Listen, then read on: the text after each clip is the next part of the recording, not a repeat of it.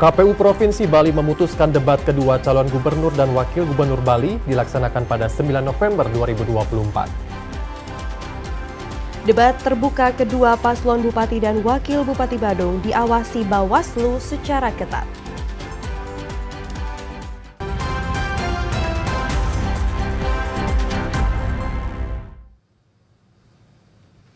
Om Swastiastu.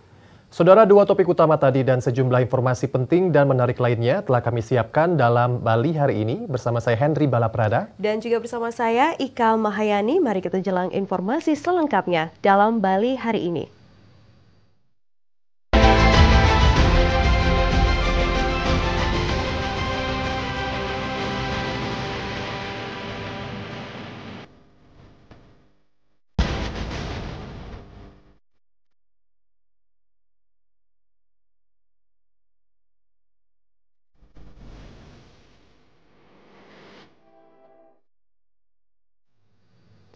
KPU Provinsi Bali memutuskan debat kedua calon gubernur dan calon wakil gubernur Bali akan dilaksanakan di Demeru Sanur pada 9 November mendatang.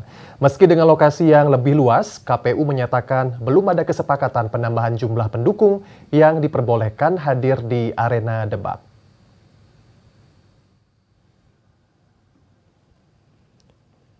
KPU Provinsi Bali memutuskan debat kedua calon gubernur dan calon wakil gubernur Bali akan dilangsungkan di Demeru Sanur.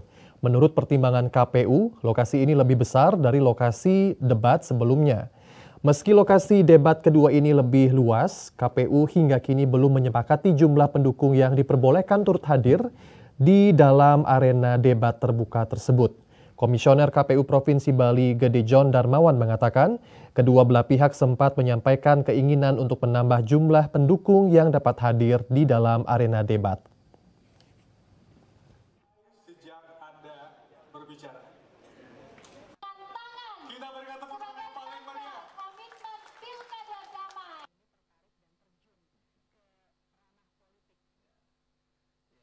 Terkait berapa jumlah pendukung yang hadir, memang kapasitas tempat memang lebih besar dari yang kemarin.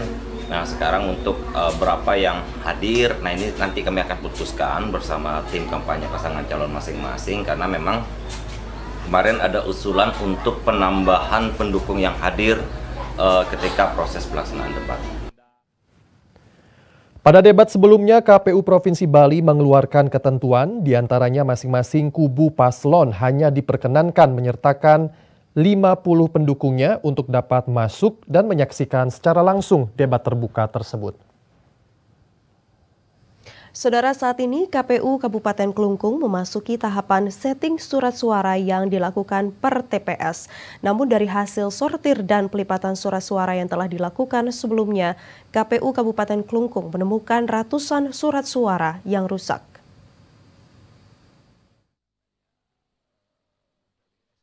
Proses pelipatan dan penyortiran surat suara telah rampung dilakukan oleh KPU Kabupaten Klungkung selama kurang lebih 5 hari. Dari hasil pelipatan dan penyortiran surat suara yang dilakukan, KPU Kabupaten Klungkung menemukan adanya surat suara yang dinyatakan rusak. Terdapat sebanyak 70 lembar surat suara pemilihan gubernur dan wakil gubernur Bali yang ditemukan rusak dan 383 surat suara rusak untuk pemilihan bupati dan wakil bupati Klungkung. Hal ini menyebabkan terdapat kekurangan surat suara untuk pemilihan gubernur dan wakil gubernur Bali serta pemilihan bupati dan wakil bupati Klungkung. Ketua KPU Kabupaten Klungkung mengatakan, pihaknya masih menunggu kedatangan surat suara pengganti yang dibutuhkan. Namun demikian, tahapan demi tahapan pun tetap berlanjut. Sembari menunggu kedatangan surat suara pengganti, KPU Kabupaten Klungkung kini tetap memasuki tahapan setting surat suara yang dilakukan per TPS. Nah, terkait dengan sekarang, lanjutannya adalah setting surat suara per TPS. Itu sudah sedang dilaksanakan. Nah, terkait dengan surat suara yang datang, mungkin untuk Gubernur Bali ada beberapa yang rusak tetapi tertutupi oleh kelebihan. Nah, tapi yang kurang sekarang masih cuma 41 lembar saja. Nah, mudah-mudahan setelah setting surat suara ke per masing-masing TPS itu bisa kita tentukan akhirnya. Artinya clear di sana kekurangannya. Setelah menyelesaikan proses setting surat suara per TPS, KPU Kabupaten Klungkung akan melanjutkan pada proses pemasangan stiker di kotak surat suara. Iketut Kusetiawan melaporkan. Saudara, Bawaslu Klungkung memastikan Gor Swecapura aman, layak, dan dapat digunakan sebagai tempat penyimpanan logistik Pilkada 2024. Sebelum didistribusikan untuk pemilihan kepala daerah, seluruh logistik akan disimpan terlebih dahulu di Gor Swecapura.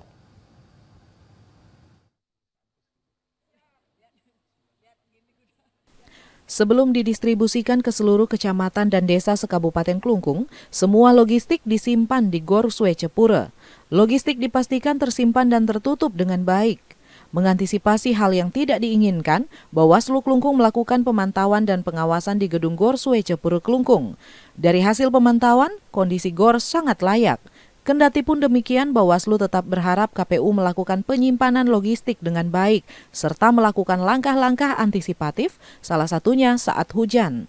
Menurut Koordinator Divisi Penanganan Pelanggaran dan Penyelesaian Sengketa Bawaslu Kabupaten Klungkung, Ida Ayu Ariwidianti, untuk saat ini kondisi Gor sangat baik, meskipun saat pemilu 2024 bulan Februari lalu sempat terjadi kebocoran atap. Kami melihat situasi di sini, situasi dan kondisi dari Gor Swecapura sudah kondusif, sudah lumayan bagus daripada pemilu sebelumnya. Langkah antisipatif yang harus dilakukan oleh KPU adalah mengecek kembali kondisi gudang ini, apakah sudah representatif untuk menyimpan logistik yang harus digunakan pada saat pilkada nanti. Sebelum dilakukan distribusi pada tanggal 25 November mendatang, semua logistik dipastikan aman, tidak terjadi kerusakan yang dapat mengganggu proses pemungutan suara pada 27 November 2024. Iketut Kusetiawan melaporkan. Komisi Pemilihan Umum Kabupaten Badung menyelenggarakan debat publik kedua bagi calon bupati dan wakil bupati Badung di kawasan Kerobokan Kelot, Kecamatan Kuta Utara, Badung, Jumat malam. Dua pasangan calon akan beradu gagasan debat dengan tema menuju pelayanan publik cerdas dan inklusif di Kabupaten Badung.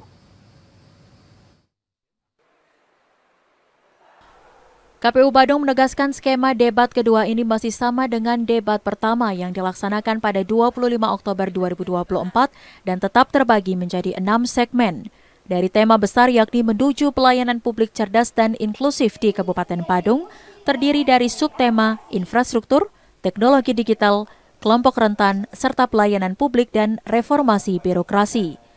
Komisioner KPU Badung Agung Riuswandi Sara menyampaikan, meski formatnya masih sama namun ada sedikit penyesuaian pada beberapa segmen.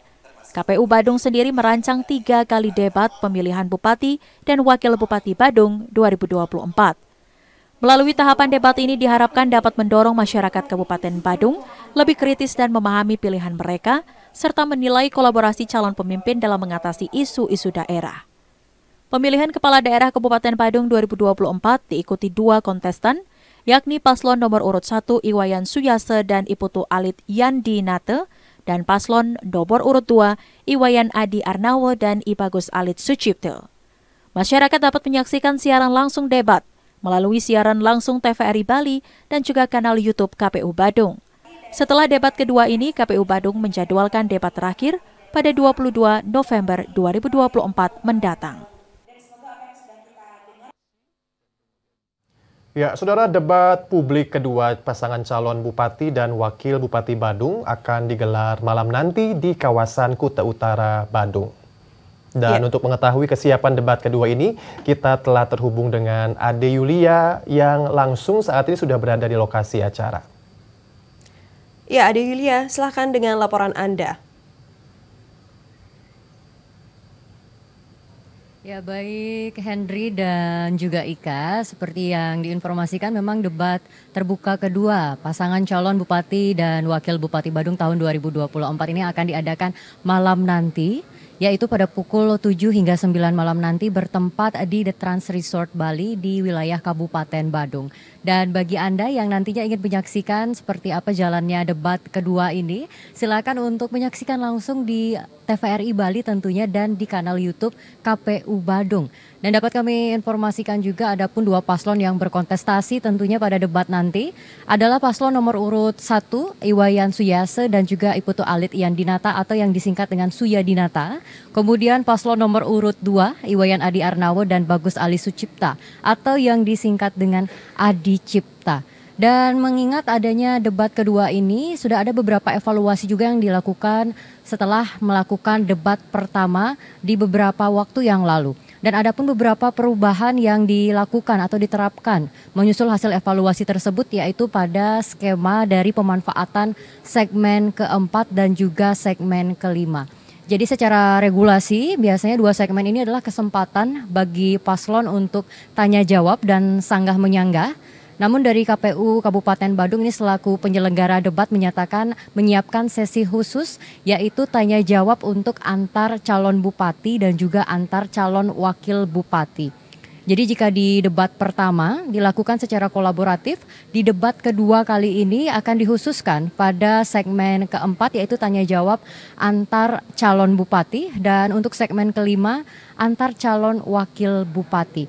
Adapun pengusulan ini dilakukan atau muncul dari kedua pihak paslon yang dimana agar disediakan segmen khusus antar calon bupati dan antar calon wakil bupati. Hal ini dilakukan karena kecenderungan dari debat sebelumnya terdapat kolaborasi atau dominasi dari Cabup dan Cawabup untuk melengkapi pernyataan pasangannya jika dirasa durasi masih tersisa. Nah, selain itu pemirsa yang dapat kami informasikan pula pada debat kedua kali ini, selain segmen keempat dan juga segmen kelima, segmen kedua dan segmen ketiga pun yaitu sesi penajaman visi misi dan program. Ini juga terdapat perbedaan dari debat sebelumnya. Jadi para paslon akan tetap menjawab pertanyaan dari panelis. Namun pada sesi ini saat salah satu dijawab oleh panelis, oleh paslon nomor urut 1 misalnya, maka salah satu yang lainnya pertanyaan dari subtema yang sama dengan nomor urut yang berbeda itu akan dijawab oleh paslon lainnya. Dan ini pun dilakukan untuk menghindari pertanyaan yang terbuang dengan sia-sia. Diketahui pula jika panelis yang menyusun 2 pertanyaan per subtema ini disesuaikan dengan jumlah paslon di Kabupaten Badung sehingga terdapat 8 pertanyaan. Dan semua pertanyaan ini pastinya nanti akan terjawab dari setiap subtema oleh para paslon melihat skema yang dibuat kembali pada segmen kedua dan juga segmen ketiga yang berbeda dari debat sebelumnya. Adapun tema yang diangkat pada debat kedua kali ini yaitu menuju pelayanan publik cerdas dan inklusif di Kabupaten Badung dengan beberapa subtema yaitu infrastruktur, teknologi digital, kelompok rentan, pelayanan publik, dan reformasi birokrasi. Satu lagi yang menjadi pembeda pada debat kali ini, salah seorang panelisnya berasal dari unsur kelompok disabilitas. Jika tadi seperti yang saya informasikan di segmen 2, 3, 4, dan 5 terdapat perbedaan dari debat sebelumnya, namun pada segmen pertama dan segmen terakhir atau segmen ke-6 itu masih sama. Jadi nanti di segmen pertama, para paslon akan memaparkan visi misi sesuai dengan tema. Kemudian di segmen ke-6 atau segmen terakhir akan ada closing statement dari para paslon. Adapun moderator pada debat kedua nantinya masih sama dengan debat sebelumnya yakni Dr. Made Dwi Setiadi Mustika SE MSI dan Putu Desi Fridayanti ST MIKOM.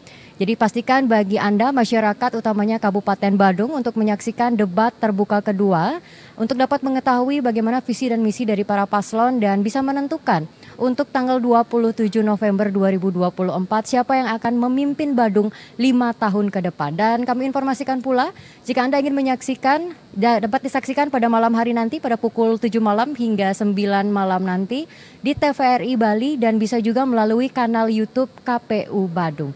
Demikian yang dapat saya laporkan kembali kepada Anda di studio. Baik, terima kasih Ade Yulia melaporkan langsung dari Sanur dan selamat bertugas kembali. Saudara, kita lanjutkan ke informasi berikutnya. Pelaksanaan debat terbuka kedua antar 2 pasangan calon bupati dan wakil bupati Badung tahun 2024 mendapatkan pengawasan secara melekat dari Bawaslu Kabupaten Badung. Debat publik ini diharapkan menjadi edukasi politik terbaik bagi seluruh lapisan masyarakat untuk turut serta berpartisipasi aktif dalam pelaksanaan pilkada tahun 2024. Debat publik kedua pasangan calon Bupati dan Wakil Bupati Kabupaten Badung tahun 2024 akan dilaksanakan kembali KPU Badung pada Jumat malam 8 Oktober di Trans Resort Kerobokan Kuta Utara Badung. Badan Pengawas Pemilu Bawaslu Kabupaten Badung turut aktif mengawasi penyelenggaraan debat terbuka ini.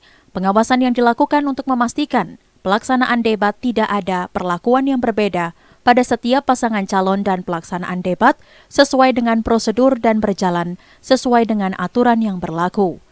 Pada debat ini dinilai para pasangan calon dapat menyampaikan secara jelas visi, misi, dan program kerjanya kepada masyarakat. Untuk itu debat publik diharapkan menjadi edukasi politik terbaik bagi seluruh lapisan masyarakat Kabupaten Badung untuk turut serta berpartisipasi aktif dalam pelaksanaan pemilihan Bupati dan Wakil Bupati Kabupaten Badung tahun 2024. Dan himbauannya sudah kami sampaikan ke KPU. Kami berharap debat ini bisa menjadi sarana pendidikan politik bagi masyarakat Badung agar kemudian masyarakat tercerahkan terhadap proses dari pasangan calon, baik dalam memberikan pendidikan politik kepada masyarakat, agar nanti pada pemilihan 2024 masyarakat bisa menentukan pilihannya secara berdasarkan hati nurani. Bawaslu Badung telah memberikan sejumlah poin imbauan kepada paslon Bupati dan Wakil Bupati terkait debat publik, termasuk larangan menyerang pribadi atau kelompok lain serta kewajiban mematuhi tata tertib yang ditetapkan KPU. Seluruh peserta debat diimbau untuk menjaga keamanan dan stabilitas selama debat berlangsung. Indra Wijaya melaporkan. KPPS diharapkan menjaga kode etik dan netralitas dalam Pilkada 2024. Informasi selengkapnya kami hadirkan usai jeda berikut.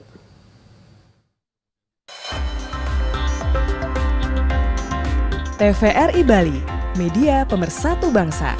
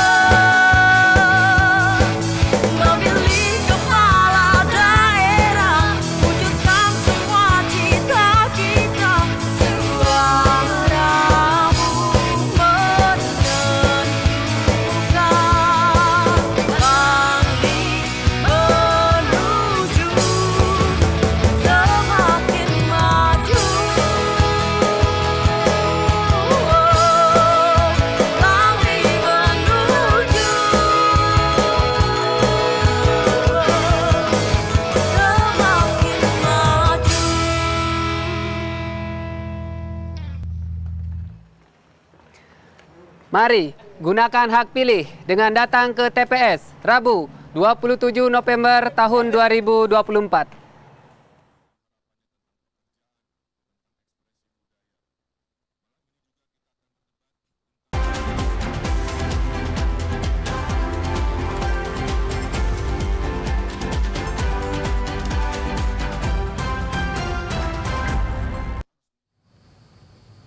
Saudara, ribuan petugas kelompok penyelenggara pemungutan suara KPPS untuk Pilkada 2024 di Kabupaten Badung telah resmi dilantik di masing-masing tingkat kecamatan. Para KPPS pun mendapatkan bimbingan teknis untuk memastikan tahapan pungut hitung suara di TPS berjalan lancar dan aman.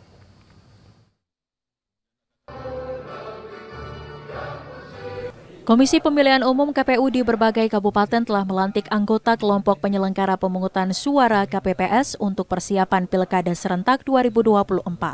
Seperti halnya KPU Kabupaten Badung yang telah melantik sebanyak 5.237 anggota KPPS yang akan bertugas di 761 TPS yang tersebar di desa kelurahan se-Kabupaten Badung.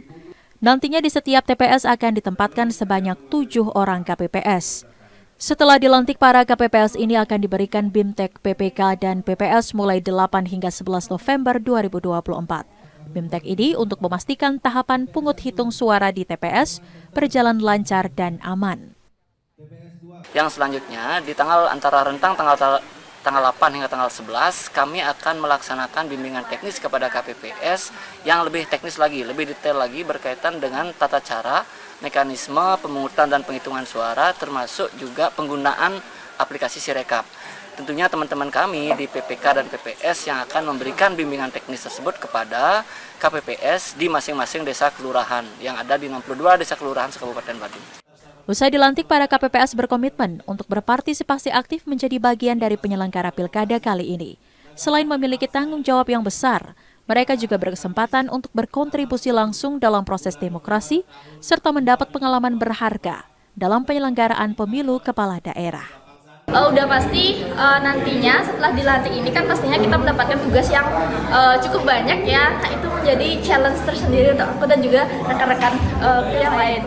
Membuat pengalaman bagi saya sendiri, dan yang kedua untuk pesannya semoga pilkada kali ini berjalan dengan baik dan lancar. Setelah dilantik, KPPS akan bekerja selama sebulan, mulai 7 November sampai 8 Desember 2024, dengan tugas utama yakni menyelenggarakan pemungutan dan penghitungan suara di TPS. KPU Kabupaten Badung berharap seluruh KPPS yang telah dilantik dapat menjalankan tugas dengan baik, serta menjaga netralitas, mengingat KPPS menjadi ujung tombak dari proses pemungutan suara berjalan dengan baik, jujur, dan adil. Indra Wijaya melaporkan. Sementara itu, Saudara, KPU Karangasem melantik 5.999 anggota kelompok penyelenggara pemungutan suara di 8 kecamatan yang ada di Karangasem. Pelantikan ribuan anggota KPPS ini dilaksanakan di masing-masing kecamatan. Untuk pemilu kepala daerah serentak 27 November 2024 mendatang, 5.999 anggota KPPS ini nantinya akan bertugas di 857 TPS yang tersebar di 78 desa dan kelurahan se-Kabupaten Karangasem. Di Kecamatan Karangasem sendiri, pelantikan KPPS diselenggarakan di Balai Masyarakat Desa Tumbu Karangasem dengan total jumlah anggota KPPS sebanyak 1.197 orang anggota yang nantinya bertugas di 171 TPS di seluruh desa dan kelurahan.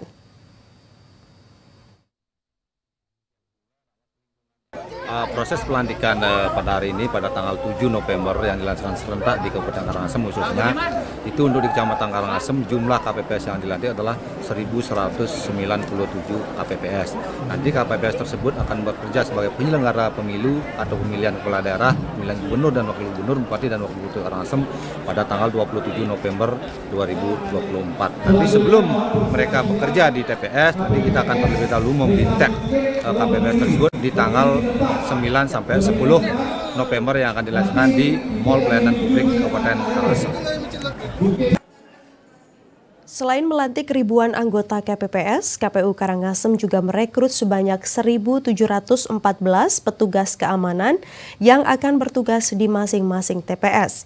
Sebelum para anggota KPPS melaksanakan tugas menyelenggarakan pemungutan suara di masing-masing TPS, para anggota KPPS ini akan mengikuti bimbingan teknis terkait tata cara dan teknis pemungutan dan penghitungan suara.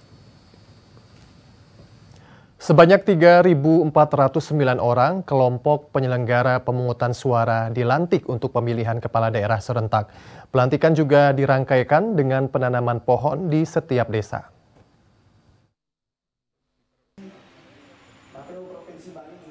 Anggota Komisi Pemilihan Umum Kabupaten Jembrane, Dewa Putu Gede Oke, mengatakan pelantikan KPPS yang digelar serentak akan bertugas di masing-masing tempat pemungutan suara.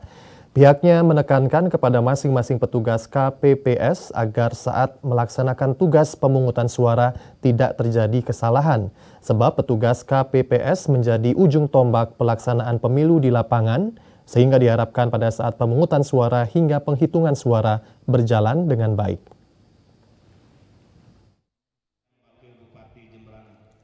Untuk di Jembrana kita hari ini melantik 3.409 KPPS. Setelah dilantik, kita akan melaksanakan bimbingan. Ya, tadi juga kita melaksanakan penekanan terkait tugas mereka menjadi KPPS, baik dari KPPS 1 sampai dengan KPPS 7.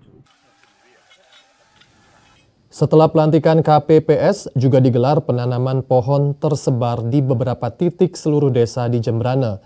Ribuan pohon ditanam KPPS se-Kabupaten Jembrana. Panitia pemungutan suara di masing-masing desa kelurahan melantik 3.000 lebih kelompok penyelenggara pemungutan suara di Kabupaten Bangli secara serentak. Setelah dilantik, KPPS ini diharapkan dapat melaksanakan tugasnya dengan baik serta menjaga kode etik dan netralitas. Sebanyak 3.206 KPPS dilantik serentak dan akan ditempatkan pada 458 TPS Kabupaten Bangli. Nantinya pada satu tempat pemungutan suara akan diisi 7 orang KPPS. Komisioner KPU Made Surya Dharmayuda mengatakan, KPPS memiliki peranan vital dan garda terdepan dalam pelaksanaan pemungutan suara pada Pilkada 2024. Pihaknya berharap agar KPPS berpedoman pada aturan yang ada agar pelaksanaan pilkada serentak berjalan aman dan lancar. Untuk memastikan KPPS memiliki wawasan, pihaknya akan lakukan bimbingan teknis sebelum bertugas.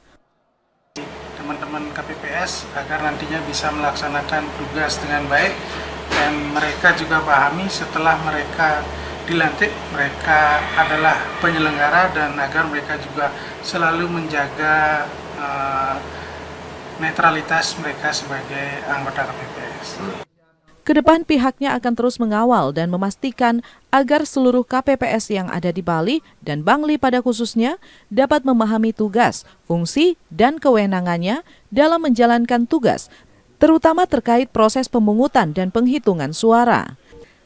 Setelah pelantikan juga dilakukan penanaman pohon sebagai bentuk kepedulian penyelenggara untuk mengganti pohon yang ditebang yang digunakan untuk surat suara. Putu Ratna melaporkan. Saudara, Komisi Pemilihan Umum terus menggencarkan berbagai kegiatan sosialisasi kepada masyarakat sebagai upaya membangkitkan antusiasme dan juga partisipasi aktif dalam pemilihan kepala daerah yang akan datang.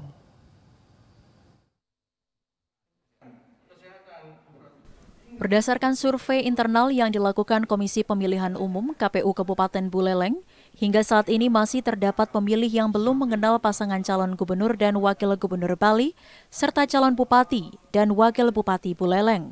Selain itu, suasana pilkada yang cenderung stagnan berpotensi mengurangi antusiasme dan partisipasi aktif masyarakat.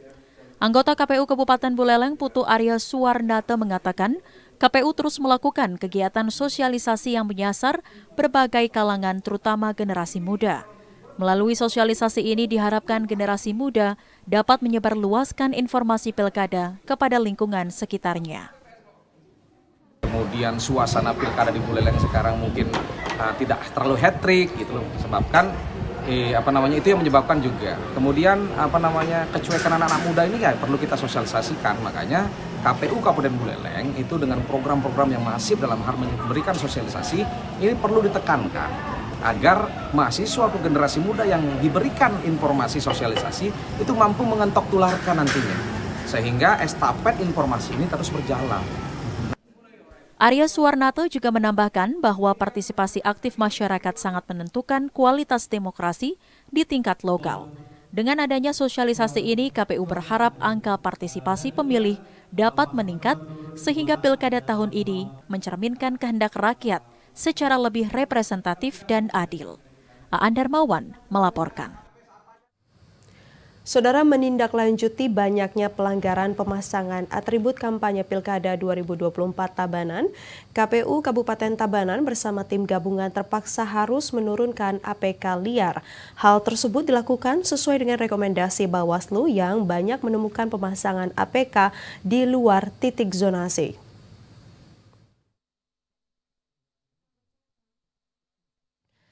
Kegiatan penertiban APK yang tidak sesuai aturan ini dilakukan berdasarkan rekomendasi dari Bawaslu Kabupaten Tabanan. Dalam penertiban tersebut, KPU Kabupaten Tabanan bersama tim gabungan menurunkan APK para paslon di berbagai titik. Ketua KPU Kabupaten Tabanan, Iwayan Suwitra menjelaskan, sebelum pelaksanaan penertiban, pihaknya sudah berkoordinasi terlebih dahulu dengan pihak-pihak terkait untuk menurunkan alat peraga kampanye yang tidak sesuai aturan.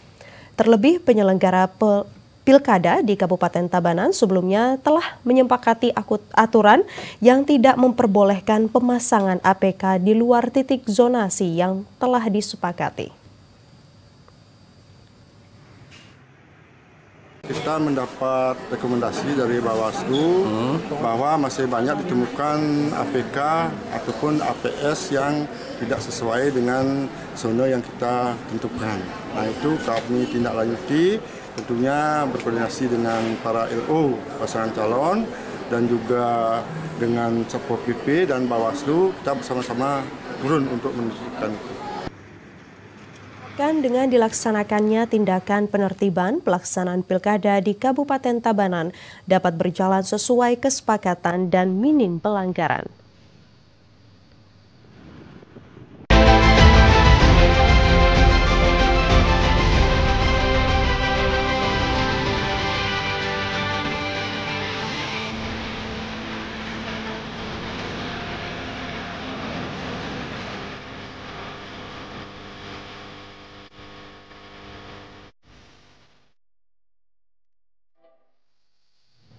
Sekretaris Daerah Karangasem tekankan kehati-hatian dalam pengambilan kebijakan. Informasi selengkapnya sesaat lagi, tetaplah bersama kami. TVRI Bali, media pemersatu bangsa.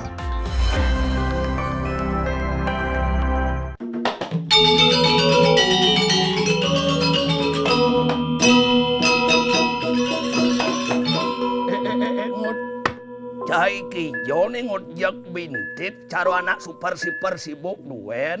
Biasa man, dicang ke kantor kepala desa man, mumpung lewat.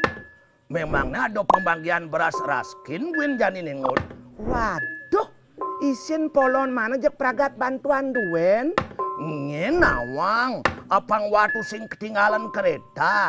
We man ingetang tanggal 27 November ini man akan dilaksanakan Pilkada 2024 secara serentak. Memilih Bupati dan Wakil Bupati Tabanan dan memilih Gubernur dan Wakil Gubernur Bali. Weh, hadi mah beh, jak bongol kuping waulian sewaya pil duen. Hadi gitu. Pilpres, pilgub, pilkada, jak pil duen dan lima kacaan. Ada pis nih nengut. Yang sing ada pis nih wajak golput duen bojani. Nah, justru dalam pilkada ini man kita menghindari yang namanya money politik. Apang betul-betul terpilih pemimpin yang berkualitas, bukan pemimpin karena uang. Oke, wah, wah. Suboyo terdaftar dari pemilih tetap nengut. Gampang jani man, gumi subo canggih. Jak klik doen di Google, cek dptonline.kpu.go.id. Tur ingetang, apa? Pilkada Tabanan 2024 pasti nyoblos. Pemilih cerdas memilih pemimpin yang berkualitas. Ingat, satu suara menentukan masa depan pembangunan wilayah di Kabupaten Tabanan dan Provinsi Bali. Jangan golput.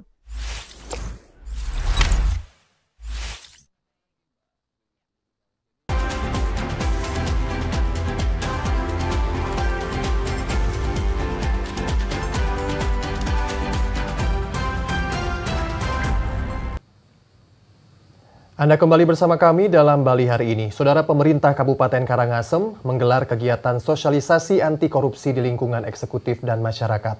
Kegiatan ini bertujuan untuk memberikan pemahaman kepada pejabat dan staf di lingkungan pemerintah Kabupaten Karangasem terkait perbuatan yang berpotensi menyebabkan terjadinya kasus korupsi.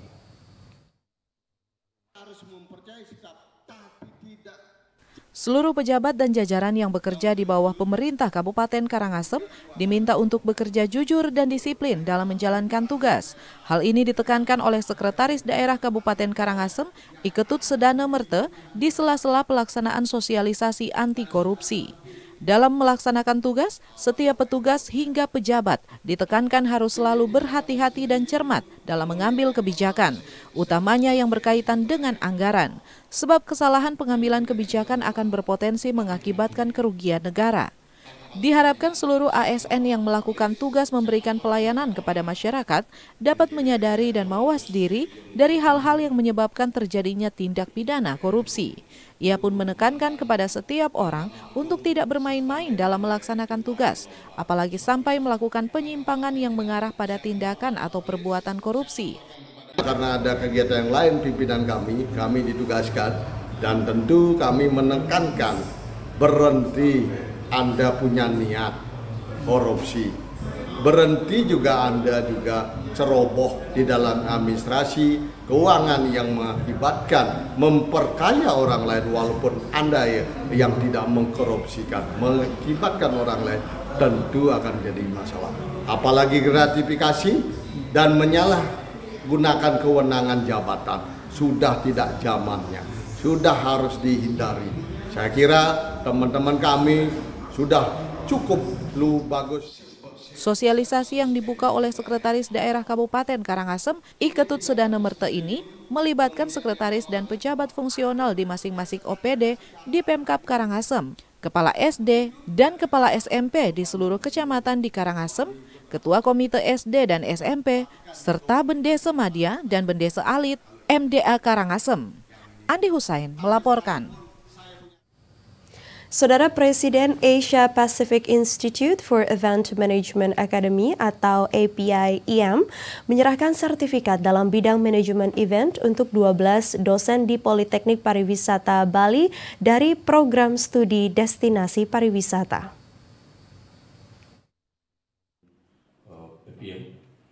Direktur Poltek Pariwisata Bali Ide Bagus Putu Pujo mengatakan kerjasama Poltek Par Bali dengan Asia Pacific Institute for Event Management Academy atau API-IM bertujuan untuk meningkatkan kemampuan dan pengetahuan para dosen serta institusi dalam kaitannya dengan manajemen event. Pada kesempatan ini terdapat 4 sertifikat yang diperoleh dari API-IM, yakni Event Perencanaan, Event Management, Event Education, dan Event Tourism Educator. Nah, ini saya berharap ke depannya dosen gitu ya akan lebih percaya diri dengan memiliki atau memperoleh sertifikat secara internasional yang bisa nanti ditularkan kepada mahasiswa, termasuk untuk masyarakat juga untuk masyarakat. Sementara itu, Presiden API-IM Profesor David Hin menyampaikan penyerahan sertifikat manajemen event ini bertujuan untuk meningkatkan kemampuan para dosen Poltek Pariwisata Bali dalam bidang manajemen event yang berstandar internasional. Pihaknya berharap melalui sertifikasi internasional ini, para dosen dapat menularkan ilmunya kepada mahasiswa dan sejumlah pemangku kepentingan terkait tentang manajemen event sesuai dengan standar internasional. We also hope that the faculty lecturers are able to share their knowledge with industry professionals in Bali on how to stage events to international standards as well. Dalam rangka sertifikasi API-IM ini, selain mengirim dosen ke luar negeri, Poltek Par Bali juga mendatangkan para narasumber untuk memberikan materi terkait sejumlah isu atau persoalan di Poltek Pariwisata Bali di Nusa Dua pada Jumat pagi. Sugiarte melaporkan. Sementara itu, Badan Akreditasi Anti-Aging Dunia atau World Council for Preventive, Regenerative and Anti-Aging Medicine menggelar Kongres Internasional kedua di Kuta Badung. Kongres ini menjadi ajang pertemuan dari para ahli dunia dalam bidang penelitian stem cell atau stem cell, kedokteran anti-aging, kesehatan preventif, serta nutrisi dan nutrigemonik.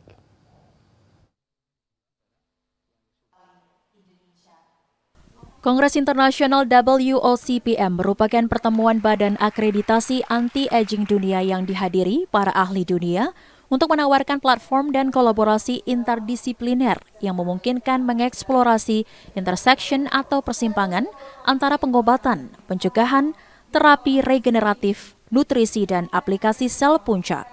Selama kongres, para peserta berkesempatan berinteraksi dengan para ahli terkemuka untuk berbagi temuan, wawasan, dan pengalaman terbaru dari penelitian mutakhir hingga aplikasi praktis. Sesi kegiatan kongres mencakup berbagai pembahasan topik yang ditujukan untuk meningkatkan hasil kesehatan dan meningkatkan kualitas hidup. Salah satu fokus utama pembahasan dalam Kongres adalah nutrigenomik dan optimalisasi mikronutrien sebagai strategi penting untuk mencapai penuaan yang sehat. Presiden Kongres Internasional WOCPM kedua 2024, Profesor Dr. Debbie Susanti Padavinsky berharap melalui kongres ini dapat meningkatkan kolaborasi global dalam rangka mendorong kemajuan Indonesia di bidang kesehatan menuju Indonesia Emas tahun 2045. Imunoterapi, nutrigenomik, jadi semuanya yang terdepan akan dibahas. Tentu juga kita tidak boleh meninggalkan apa program untuk menuju Indonesia Emas dan kolaborasi health tourism. Bersama-sama kami ingin memajukan Indonesia untuk dunia. Kami untuk NKRI, bela negara dan siap berkolaborasi. Ini Profesor Elena Baranova.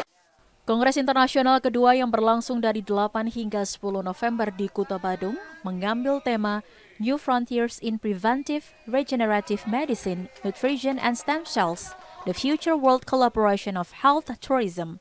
Tema ini mencerminkan fokus pada inovasi dan kolaborasi dalam bidang kesehatan. Indra Wijaya melaporkan. Saudara, Universitas Udayana menjadi tuan rumah Abdi Daya Ormawa tahun 2024 pada 7 sampai 9 November 2024. Kegiatan kali ini mengambil tema penguatan kapasitas organisasi kemahasiswaan dan soft skill mahasiswa sebagai agen transformasi pembangunan bangsa berlandaskan inovasi, teknologi, dan kemitraan demi mewujudkan Indonesia maju. Abdi Daya Ormawa merupakan sebuah program yang digagas Direktorat Pembelajaran dan Kemahasiswaan, Ditbelmawa Direktorat Jenderal Pendidikan Tinggi, Riset dan Teknologi, Kementerian Pendidikan Kebudayaan Riset dan Teknologi Republik Indonesia dalam rangka memberikan apresiasi kepada pemangku kepentingan pelaksana dan pendukung kegiatan program penguatan kapasitas organisasi kemahasiswaan PPK Ormawa. Kegiatan ini merupakan salah satu wadah peningkatan soft skill mahasiswa. Anugerah Abdi Daya Ormawa 2024 merupakan kegiatan tahun keempat yang telah diselenggarakan Ditbelmawa yang bertujuan untuk mengapresiasi kinerja tim pelaksana, organisasi kemahasiswaan, dosen pendamping, perguruan tinggi, dan mitra keberlanjutan dalam melaksanakan kegiatan PPK Ormawa. Nah, mahasiswa tidak hanya meningkatkan kapasitasnya dan kompetisi dirinya, tetapi juga memberikan kontribusi nyata nantinya bagi pemberdayaan masyarakat. Karena kami membuat program yang membuat mahasiswa bisa dapat diberikan kesempatan untuk selain mengabdi kepada masyarakat, namun juga dapat meningkatkan. Kegiatan yang mengambil tema penguatan kapasitas organisasi kemahasiswaan dan soft skill mahasiswa sebagai agen transformasi pembangunan bangsa berlandaskan inovasi teknologi dan kemitraan demi mewujudkan Indonesia maju adalah Abdi Daya Ormawa Expo dan Semiloka tentang strategi peningkatan kualitas PPK Ormawa dan penguatan kapasitas Ormawa. Abdi Daya Ormawa 2024 memberikan penghargaan pelaksana PPK Ormawa untuk 5 kelompok peserta, yakni tim pelaksana pengabdian, organisasi kemahasiswaan, dosen pendamping, perguruan tinggi, dan mitra keberlanjutan. Yuda Maruta melaporkan. Saudara, di tengah munculnya swampradaya asing yang diyakini dapat merusak ajaran agama Hindu, Perkumpulan Darmopadesa Pusat Nusantara atau PDPN mengajak seluruh umat Hindu untuk terus mendalami ajaran agama Hindu yang merupakan kekayaan Bali yang adiluhung.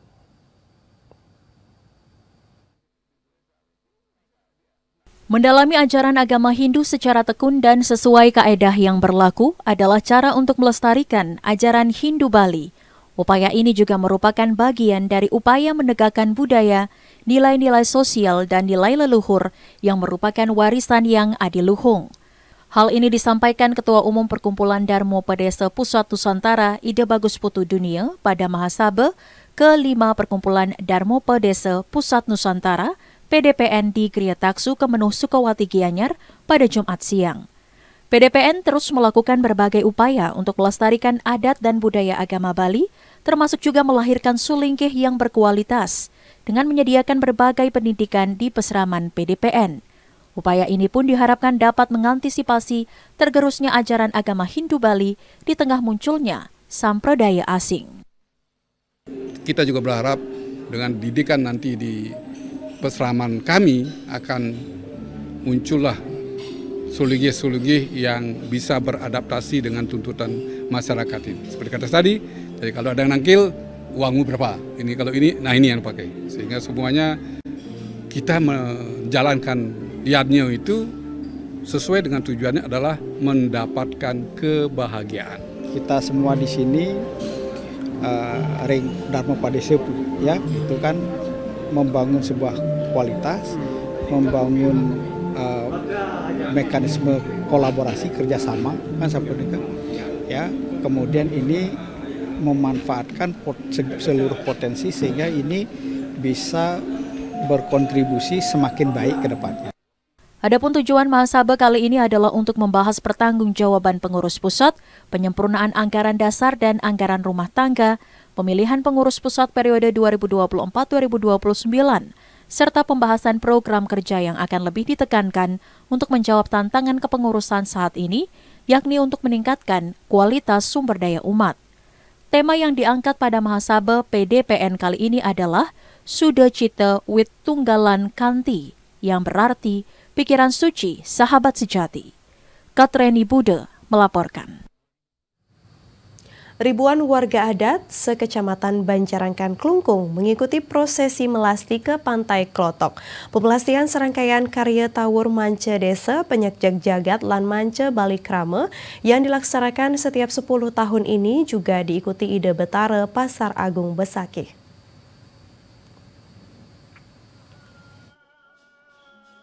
Ribuan warga mengiringi tapakan Ide Betara Lingsir Pura Agung Kentel Gumi dan 31 tapakan Pura Kayangan 3 yang ada di Kecamatan Banjarangkan menuju Pantai Watu Klotok, Desa Tojan, Kecamatan Klungkung, Kamis 7 November 2024.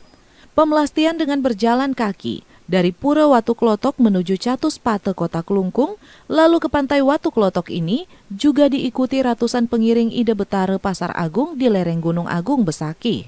Pertemuan antara tapakan Ide Betara Pura Kentel Gumi dan Pura Pasar Agung ini terjadi di Catus Pate Kota Klungkung. Warga di sepanjang jalan yang dilalui ikut menyambut iring-iringan sambil menghaturkan sesajen dan menyediakan aneka minuman maupun buah untuk pengiring secara gratis. Prawartaka Karya di Pura Agung Kentel Gumi Banjarangkan, Cokorde Gede Brasike Putra mengaku telah mempersiapkan upacara melasti yang menempuh jarak lebih dari 12 km sejak dini hari.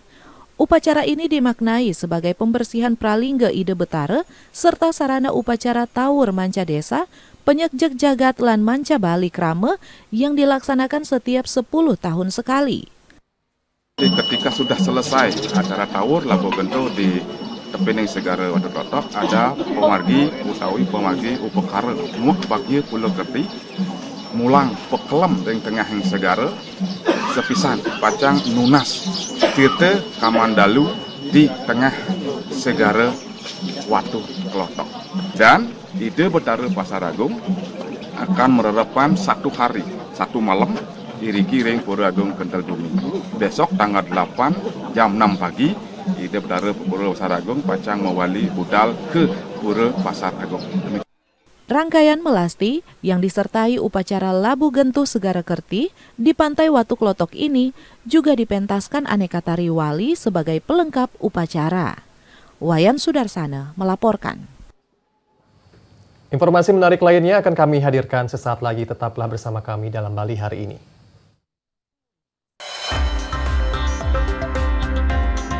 TVRI Bali, media pemersatu bangsa.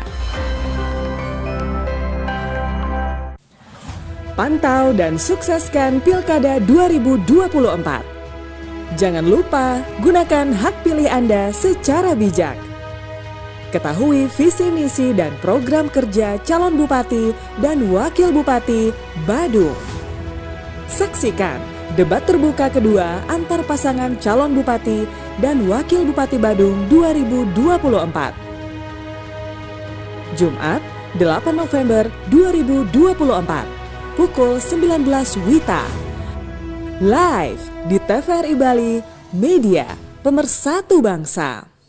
Pemirsa, senang sekali kami kembali hadir menjumpai Anda dalam acara Wacana Publik, sebuah program acara yang membahas isu yang hangat diperbincangkan di tengah masyarakat. Dialog interaktif yang membahas berbagai isu di masyarakat. Pariwisata, cuaca, kesehatan, program pemerintah, dan masih banyak lagi. Saksikan acara Wacana Publik hanya di TVRI Bali, media pemersatu bangsa. Bali ke depan. Kita harus selalu peduli dengan alam dan lingkungan kita. Dan ternyata manfaat hutan sangatlah penting bagi kita. Hutan adalah paru-paru dunia. Bagaimana kalau hutan sudah habis? Pohon-pohon sudah habis. Berarti bumi ini kehilangan paru-parunya. Apakah hutan kita akan habis? Kami ingin peduli dan kami ingin menjaga hutan kami.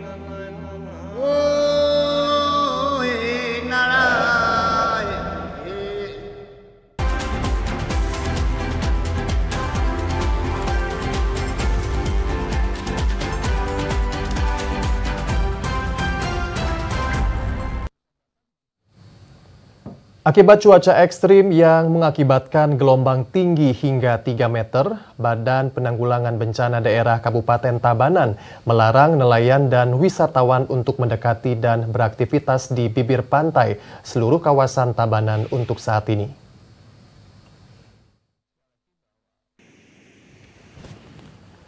Kepala Pelaksana BPBD Tabanan, Inyoman Srinadagiri, menjelaskan cuaca saat ini yang tidak menentu mengakibatkan gelombang tinggi hingga 3 meter lebih.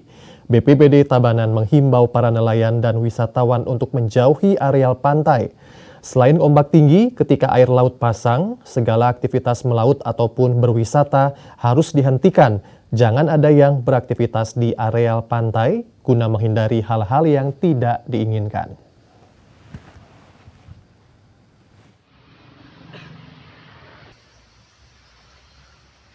Dari BMKG kan sudah ada arahan ketika ombak pasang, diharapkan para nelayan itu tidak melakukan kegiatan di laut. Ini tetap kita harapkan dari peran aktifnya dari pengelola pariwisata yang berada di pesisir itu agar ikut juga memberikan arahan kepada wisata yang berkunjung ke tempat mereka. Kalaksa BPBD Tabanan juga menyampaikan selain himbauan dari BMKG dalam membatasi aktivitas di bibir pantai saat air pasang, pengelola daya tarik wisata juga diharapkan mengawasi pergerakan wisatawan yang ada, khususnya yang berdekatan dengan air. Dan saudara, selanjutnya kami hadirkan informasi perakiran cuaca untuk tanggal 9 November 2024 yang akan disampaikan Prakirawan BBMKG Wilayah 3 Denpasar, Putu Pradiatma Wahyudi.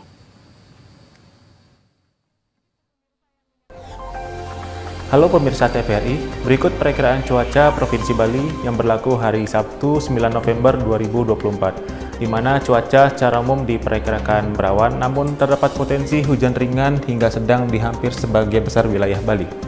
Suhu udara berkisar antara 20 hingga 33 derajat Celcius, di mana arah angin bertiup dari arah timur hingga tenggara dengan kecepatan maksimum mencapai 30 km per jam.